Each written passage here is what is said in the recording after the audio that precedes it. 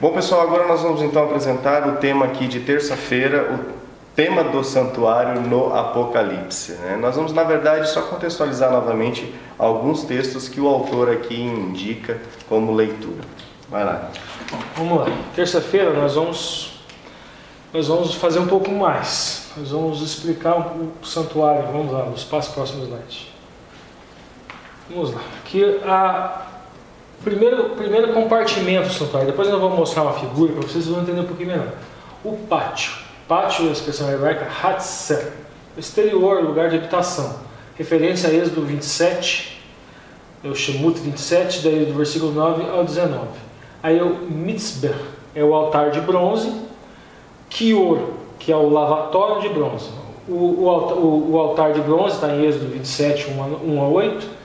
E o lavatório de bronze está em Êxodo 30, do 17 a 21. Agora vamos trazer uma imagem que vai ficar mais fácil de entender. Que esse é o pátio externo. Esse é o pátio externo, esse aqui é o altar de bronze. Esse aqui é um símbolo do Calvário. Esse é o símbolo de onde o Cordeiro de Deus foi morto. E aqui, essa pia de bronze é um símbolo do Jordão. É um símbolo de onde o Messias foi batizado. E essa daqui é a tenda. Vamos lá, agora para a próxima estrutura. Bom, nós temos o pátio lá. E nós vimos a simbologia do pátio. As festas judaicas, nós já falamos isso em outro vídeo, elas têm simbologias similares àqueles utensílios externos do templo.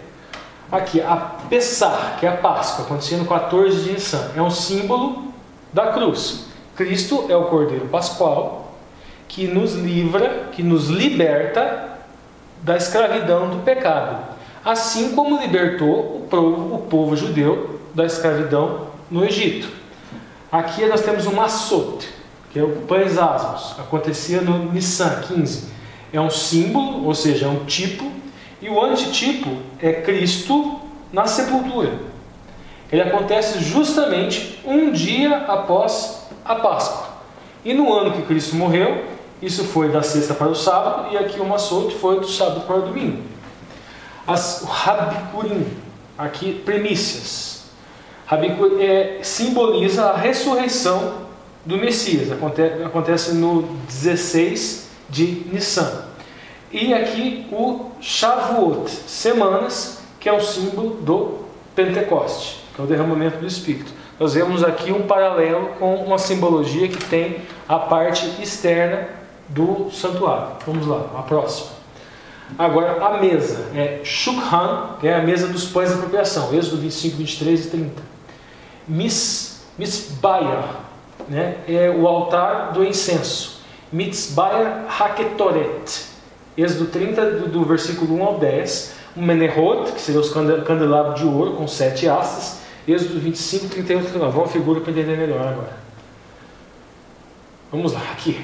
Esse aqui é o Menerot, que seria o castiçal, que a gente vê no Apocalipse, um homem que andando por esse castiçal. Aqui o altar de incenso e aqui a mesa dos pães.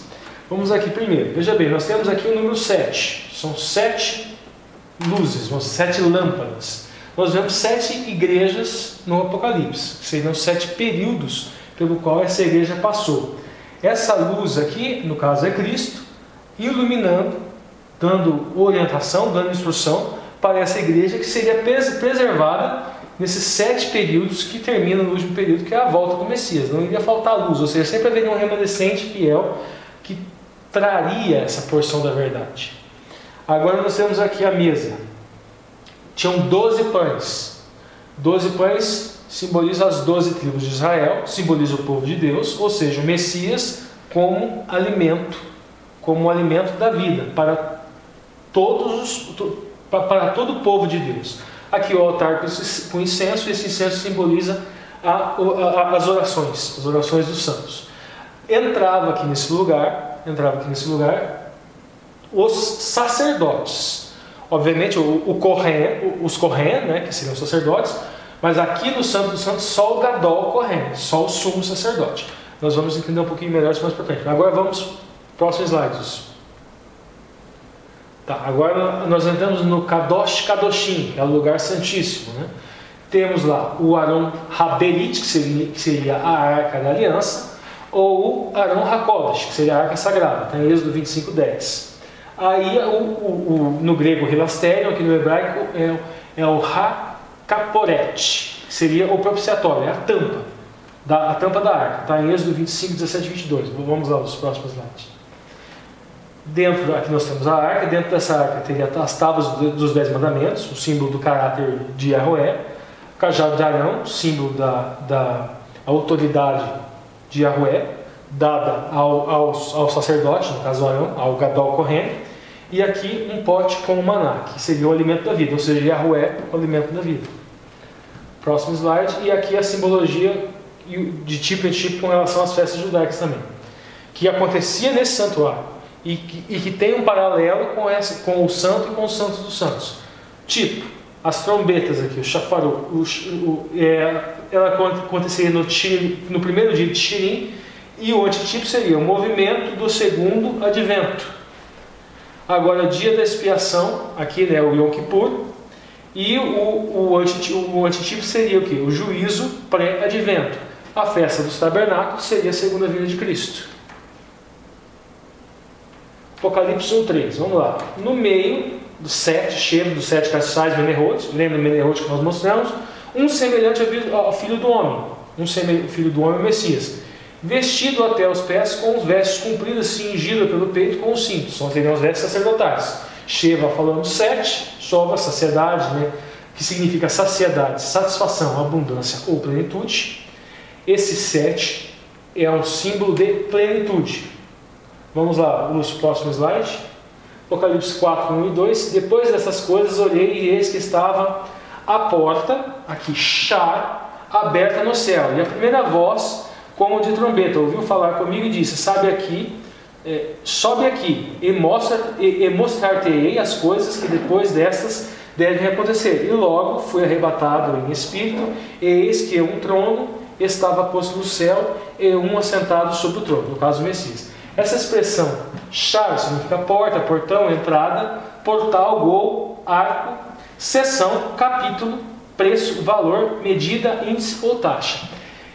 Essa porta, às vezes traduzida também por uma questão de chave, ela tem toda uma conotação, porque o movimento milerita, lá atrás, falava que essa porta que o Messias abriu, ela seria a porta, ele estaria abrindo a porta, ele estaria voltando. Vamos lá, Ellen White já traz uma luz melhor sobre isso. Próximo slide, Lúcio. Apocalipse 3:7. Escreve também o anjo da congregação que está sobre Filadélfia. Então a gente sabe aqui qual é o período profético. O período profético é esse, seria justamente o movimento milerita. Que nós estaríamos aqui na penúltima igreja. Filadélfia acaba em 1844, começa em 1798. Que houve um grande reavivamento, começaram a estudar Daniel Apocalipse, Guilherme Miller começa a estudar as 2.300 tardes de manhã, e ele entende que essa porta aqui, o Messias estaria voltando. Vamos lá, próximo slide. Aqui no versículo nós temos que estudar associado com Isaías 22:22. E porém, uma chave, essa expressão aqui é petar, ela significa porta. Mas por que ela foi traduzida aqui por chave? Porque patá significa abrir, começar, revelar, descobrir ou mostrar. Então no hebraico não tem uma distinção muito perfeita entre porta e entre chave. Ou seja, a chave de Davi, ou a porta de Davi, que estaria sobre se continua o texto e fala sobre os ombros, se preferir utilizar chave, porque uma porta sobre os ombros dentro da nossa cultura ficaria meio estranho. E abrir e ninguém fechará, e fechará e ninguém abrirá. A mesma descrição que fala lá em Apocalipse. Volta um pouquinho lá no verso, no anterior. Veja bem, isto diz que é santo, ou que é verdadeiro, o que tem a chave de Davi, e que abre e ninguém fecha, e fecha e ninguém abre. Vamos lá, pula 2 slides agora, isso. Aqui a luz que Ellen White traz com relação a essa porta. Vamos lá. Então Jesus se levantou e fechou a porta no lugar santo, e abriu a porta que dá para o Santíssimo, e passou para dentro do segundo véu, onde permanece agora junto à arca. Agora chega a fé de Israel. Vi que Jesus havia fechado a porta do lugar santo e que nenhum homem poderia abri-la. e que ele havia aberto a porta para o lugar santíssimo, e que homem algum podia fechá-la. E que, uma vez Jesus abrir a porta para o Santíssimo, onde está a arca e os mandamentos têm estado a brilhar para o povo de Deus, e eles estão sendo testados sobre a questão do sábado. Aqui nós vemos então uma noção de duas portas. Uma porta que seria aberta no santo, e para ele passar do santo para o lugar santíssimo, ou seja, é aquilo que aconteceu em 1844. Essa porta aberta é isso, é a passagem do santo para o santo dos santos. Apocalipse 11, 18: e abriu-se no céu o templo de Deus e a arca do seu testamento, ou do concerto, né? E foi vista em seu templo, e fizeram relâmpagos e vozes e trovões, tremores na terra, e a grande saraiva.